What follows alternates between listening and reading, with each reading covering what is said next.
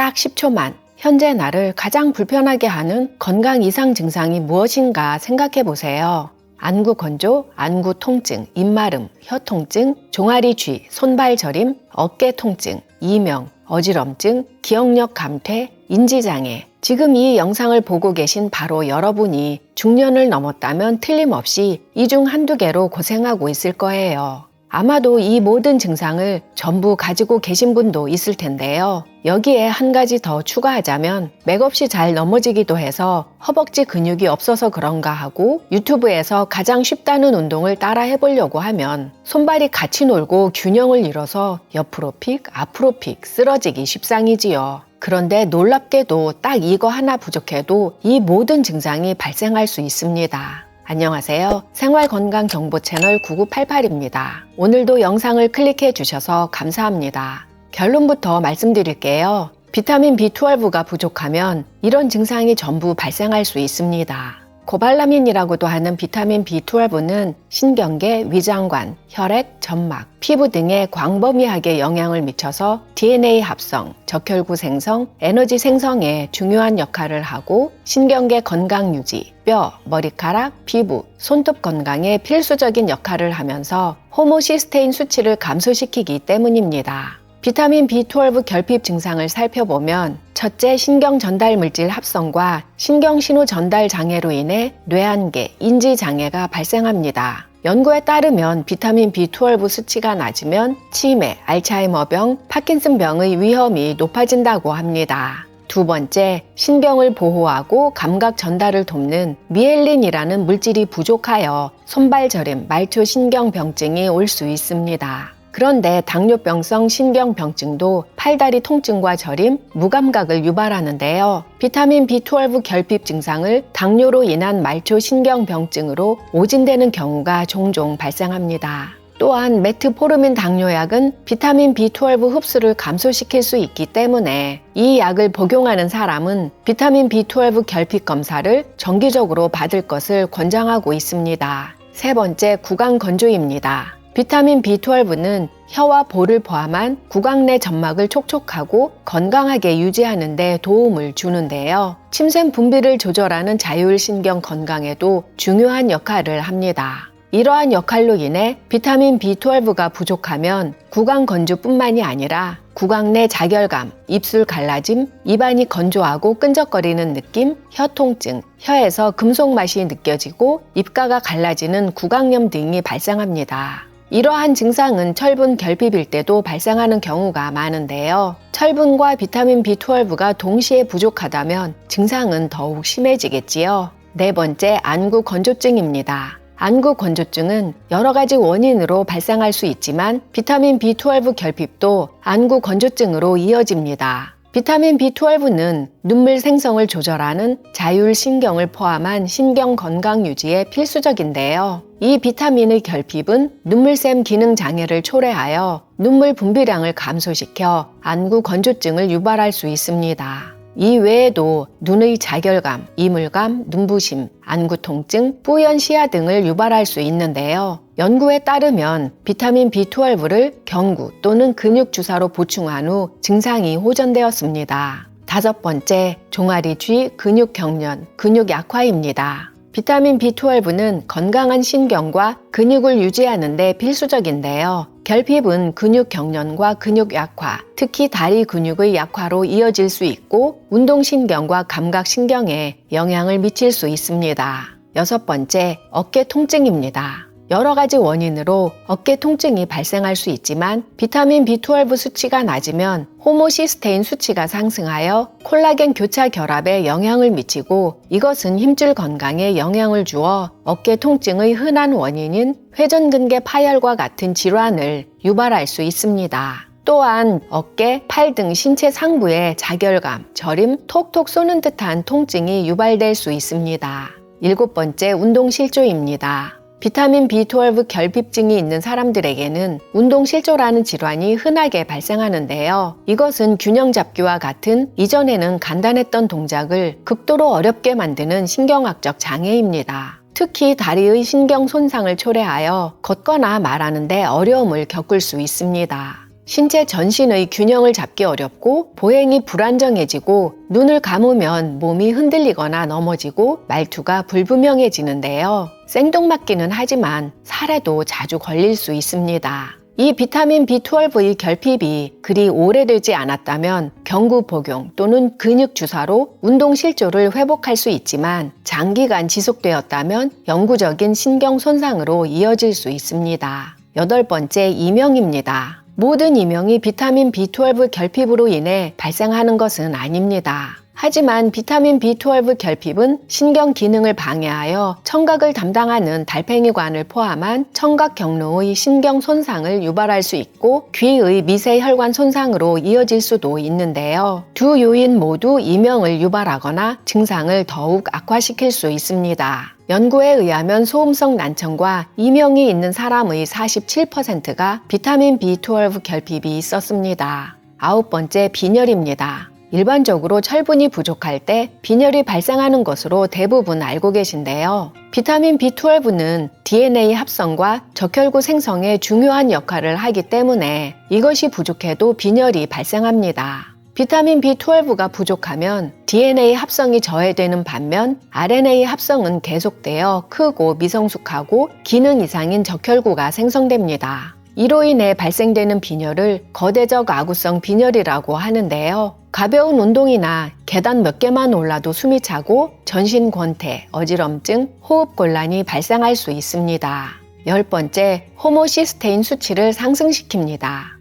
호모시스테인 수치가 높으면 동맥 내벽을 손상시켜 혈전 위험을 높이고 심장질환, 뇌졸중 등을 유발할 수 있는데요. 산화 스트레스, 염증을 촉진하고 산화질소 이용률을 감소시켜 혈관 확장을 저해합니다. 고농도에서는 신경 독성을 나타내고 DNA 손상, 신경세포 사멸을 촉진하는데요. 특히 고령의 경우 뇌가 위축되고 인지장애 위험이 증가합니다. 이 외에도 피로, 창백한 피부, 메스꺼움, 변비, 두통, 관절통, 우울증 등을 유발할 수 있습니다.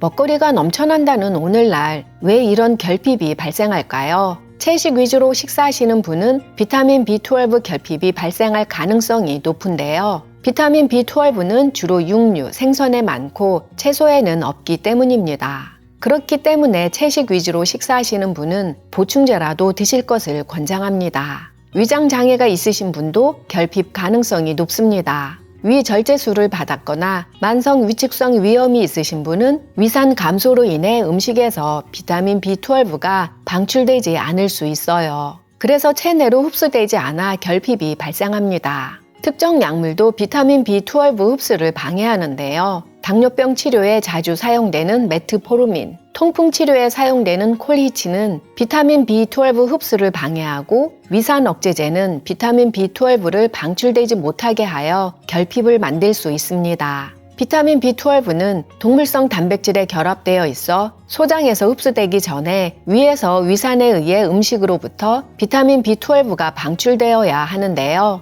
위산이 억제되어 방출이 잘 안 될 수 있습니다. 테트라사이클린과 같은 일부 항생제를 장기간 복용하면 체내 비타민 B12 수치가 감소할 수 있습니다. B12 결핍은 나이도 한몫합니다. 나이가 많을수록 비타민 B12 결핍 고위험군에 속하는데요. 나이가 들면서 음식에서 비타민 B12를 방출하는 데 중요한 위산 생성이 감소합니다. 또한 위축성 위염은 노인에게 흔한데요. 이러한 요인으로 인해 음식에서 비타민 B12를 흡수하는 능력이 더욱 저하됩니다. 나이가 많을수록 복용하는 약이 많아지는 것도 결핍의 원인이 됩니다. 또한 개인에 따라 소장의 끝부분인 회장으로 비타민 B12를 운반하는 데 필요한 당 단백질인 내인성 인자를 적게 생성하여 결핍을 유발할 수 있습니다. 비타민 B12는 하루에 얼마나 섭취를 해야 결핍이 안 될까요? 나이에 따라 다르지만 18세 이상 성인은 2.4 마이크로그램입니다. 어떤 음식에 비타민 B12가 가장 많은지 알아볼까요? 지역과 환경에 따라서 약간씩 차이가 있는데요. 일반적으로 100g당 조개 84.1 마이크로그램, 소간 70에서 83 마이크로그램, 굴 28.8, 고등어 19, 청어 13.7, 정어리 8.9, 연어 3.2, 소고기 2.6, 참치캔 2.5, 달걀 2개 1.3, 새우 1.1, 스위스 치즈 3.3, 모짜렐라 치즈 1.3 마이크로그램이 있습니다. 안타깝게도 돼지고기, 닭고기에는 아주 미량만 있어서 비타민 B12를 보충하기에는 턱없이 부족합니다. 이러한 음식으로 식단을 준비하기가 어려우면 보충제를 드시는 것도 한 방법인데요. 보충제를 선택하실 때는 성분을 꼭 확인하셔야 합니다. B12라고 해서 다 똑같이 체내에서 활용되는 것은 아니랍니다. 제품 성분표를 보면 어떤 것은 시아노코발라민, 어떤 제품은 메틸코발라민이 들어있는데 어떤 차이가 있나 살펴볼까요? 비타민 B12는 체내로 흡수되었다고 해서 인체 내에서 바로 활용되는 것은 아닌데요. 그래서 바로 활용되는 활성형과 활성형으로 바뀌는 단계를 거쳐야 하는 비활성형이 있습니다. 활성형은 메틸코발라민이 있고 비활성형은 시아노코발라민이 있습니다. 메틸코발라민은 천연 비타민 형태로 신체에서 쉽게 흡수되어 DNA 합성과 신경세포 기능에 바로 활용됩니다. 그런데 시아노코발라민은 합성 형태의 비타민으로 소장에서 흡수되면 세포에서 바로 이용되지 못하고 효소 반응을 거쳐 메틸코발라민 또는 아데노실코발라민으로 전환되어 활성형으로 바뀌어야 합니다. 다시 말하면 흡수된 보충제가 활성화되지 못하면 체내에서 이용될 수 없다는 건데요. 그래서 혈중 총 비타민 B12 수치가 정상이라 하더라도 상당 부분이 비활성 상태여서 결핍이 발생할 수 있다고 합니다.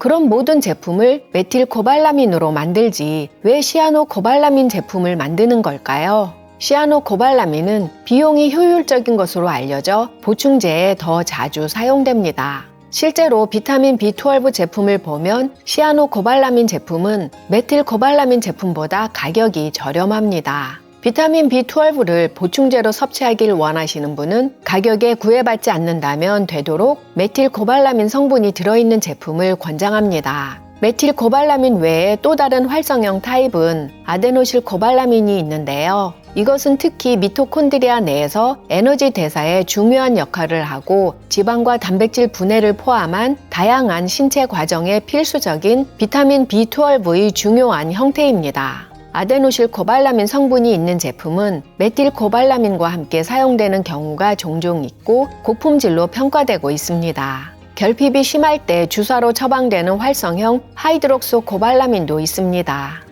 비타민 B12는 장에서 흡수되고 필요한 양은 간에 저장되어 DNA와 적혈구를 생성하는 데 사용되고 과다 섭취된 양은 소변으로 배출됩니다. 따라서 비타민 B12를 음식으로 섭취하거나 보충제라도 적정량을 섭취하실 때는 일반적으로 안전하지만 하루 1000 마이크로그램 이상을 장기적으로 메가도스 복용하실 경우 주의가 필요한데요. 특히 신장 기능이 약하신 분이 합성 비타민인 시아노코발라민을 메가도스로 복용하실 경우 전문의와 상담 후 드실 것을 권장합니다. 시아노코발라민은 시아노아물이 포함되어 있고 이것은 간에서 해독되어 소변으로 배출됩니다. 신장 기능이 약하면 해독과 제거가 안 되고 인체 내에 축적되어 산화 스트레스를 유발하고 신장 기능을 더욱 빠르게 악화시킬 수 있습니다. 당뇨병 약을 드시는 분도 메가도스 복용은 전문가와 상담 후 드실 것을 권장합니다. 오늘은 비타민 B12, 코발라민 부족 증상과 활성형, 비활성형, 복용 시 주의해야 할 사람에 대해 알아보았는데요. 이거 하나만 제대로 섭취해도 몸이 날아갈 듯 가벼워질 것으로 보입니다. 영상이 도움이 되셨나요? 구독과 좋아요, 알림 설정과 함께 소중한 지인과 이 영상 공유해주세요. 고정 댓글을 보시면 건강에 도움이 되는 또 다른 영상 링크 확인하실 수 있습니다. 다음번에도 구구까지 팔팔하게 하는 유익한 건강 정보로 찾아뵙겠습니다. 끝까지 시청해 주셔서 감사합니다. 오늘도 건강하고 행복하세요.